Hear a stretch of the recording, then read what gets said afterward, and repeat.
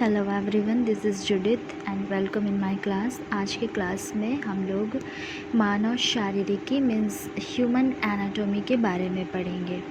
तो चलिए शुरू करते हैं। जैसे वयस्क मानव, स्त्री तथा पुरुष के शरीर की संरचना, जिसको बोलते हैं मॉर्फोलॉजी का वैज्ञानिक अध्ययन, मानव शरीर रचना विज्ञान का या मानव शारीरिकी ह्यूमन एनाटॉमी के अंतर्गत आता है। तो मानव शरीर कई तंत्रों से बना है। तंत्र कई अंगों से मिलकर बनते हैं और अंग भिन्न भिन्न प्रकार के ऊतकों से बने होते हैं और ऊतक कोशिकाओं से बने होते हैं, जैसे कि इस चित्र में हम देख सकते हैं। अब देखेंगे शरीर के तंत्र। तो इन अंगों के अलग अलग कार्य होते हैं, लेकिन ये एक दूसरे से अलग होकर स्वतंत्र रूप से काम नहीं कर सकते हैं। तो ये मानव शरीर में एक दूसरे से संपर्क में रहते हैं और अपने काम, जैसे शरीर में हार्मोन के उत्पादन को विनियमित करने, शरीर की रक्षा और गतिशीलता प्रदान करने, शरीर के तापमान को नियंत्रित करने आदि के लिए एक दूसरे पर निर्भर रहते हैं। तो मानव शरीर के विभिन्न अंग तंत्र क्या क्या हैं, उनके बारे में हम एक एक करके पढ़ेंगे। जैसे कि पाचन तंत्र, ये पहला है। तो मानव पाचन तंत्र एक जटिल प्रक्रिया है जिसमें बड़े जैविक तत्वों को छोटे कणों में तोड़ा जाता है, जिसका प्रयोग शरीर ईंधन के तौर पर करता है। और पोषक तत्वों को छोटे कणों में तोड़ने के लिए मुंह, पेट, आंतों और जिगर में उपस्थित विशेष कोशिकाओं से निकलने वाले एंजाइमों के समन्वय की आवश्यकता होती है। तो मानव पाचन तंत्र विभिन्न अंगों का क्रम इस प्रकार है, जैसे मुंह, ग्रासनली, पेट, छोटी आंत, बड़ी आंत। और मानव पाचन तंत्र का चित्र भी हम लोग देख लेंगे। दूसरा है श्वसन तंत्र।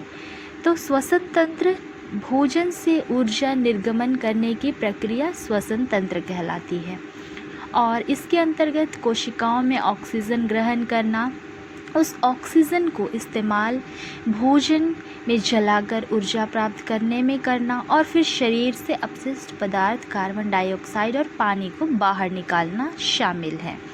और जैसे कि हम इस चित्र में हम देख सकते हैं श्वसन तंत्र कैसे दिखता है। स्टूडेंट्स इस चित्र को अपने कॉपी में बना लेंगे। तीसरा है परिसंचरण तंत्र, जिसको बोलते हैं सर्कुलेटरी सिस्टम। तो मनुष्यों में मुख्य परिसंचरण तंत्र रक्त परिसंचरण तंत्र है। तो परिसंचरण तंत्र को द्विपरिसंचरण तंत्र भी कहा जा सकता है, हालांकि वह दो लूप से बना होता है और रक्त हृदय से होकर दो बार गुजरता है और हृदय इस तंत्र के केंद्र में होता है और दो भागों में बटा होता है, दायां और बायां, है ना। तो परिसंचरण तंत्र का मुख्य ये क्या है, हृदय है।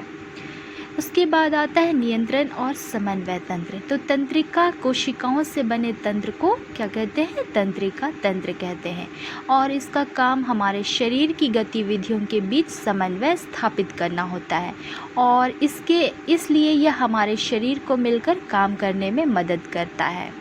और तंत्रिका तंत्र विशेष प्रकार की कोशिकाओं से बना होता है, जिसे न्यूरॉन कहते हैं। तो तंत्रिका तंत्र के मुख्य अंग क्या क्या है वो देखेंगे, जैसे मस्तिष्क, रीढ़ की हड्डी और नसें, है ना। अब देखेंगे हम लोग आगे उत्सर्जन तंत्र। तो मनुष्यों में एक अंग तंत्र द्वारा उत्सर्जन का कार्य किया जाता है, जिसे मूत्र तंत्र या उत्सर्जन तंत्र कहते हैं। इसमें निम्नलिखित अंग होते हैं, जैसे कि सेम के बीज के आकार के दो गुर्दे, जो पेट के बीच के हिस्से के नीचे और पीछे की तरफ होते हैं। तो दो उत्सर्जक नलियां या मूत्र वाहिनियां जो दोनों गुर्दे से जुड़े होते हैं, एक मूत्राशय जिसमें मूत्र वाहिनी खुलती है और एक मांसल नली जिसे मूत्रमार्ग कहते हैं, जो मूत्राशय से निकलती है। अब हम लोग देखेंगे प्रजनन तंत्र। तो एक ही प्रजाति के मौजूद जीवों से नए जीवों की उत्पत्ति को क्या कहते हैं, प्रजनन तंत्र कहते हैं। तो पृथ्वी पर प्रजातियों के अस्तित्व के लिए यह अनिवार्य है। तो प्रजनन में जीव अपने माता पिता के जैसे मूल गुणों के साथ पैदा होता है। जीवों में प्रजनन तंत्र के दो मुख्य तरीके होते हैं, अलैंगिक प्रजनन और लैंगिक प्रजनन। तो हमें क्या पढ़ना है, लैंगिक प्रजनन पढ़ना है ना। जैसे कि इस क्षेत्र में हम लोग मेल रिप्रोडक्टिव सिस्टम को देख सकते हैं और फीमेल रिप्रोडक्टिव सिस्टम को, दोनों को हम लोग देख सकते हैं। अब आगे देखेंगे कंकाल तंत्र। तो कंकाल तंत्र हड्डियों उससे संबंध उपास्थियों और मानव शरीर के जोड़ों का तंत्र होता है। तो वयस्क मानव शरीर में 206 हड्डियाँ होती है और हड्डियों के अलावा कंकाल में कार्टिलेज और लिगामेंट भी होते हैं, जैसे कि इस चित्र में हम देख सकते हैं।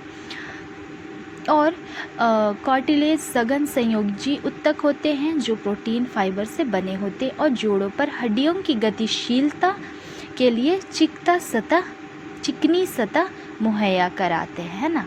तो आज की क्लास में सिर्फ इतना ही। Thank you.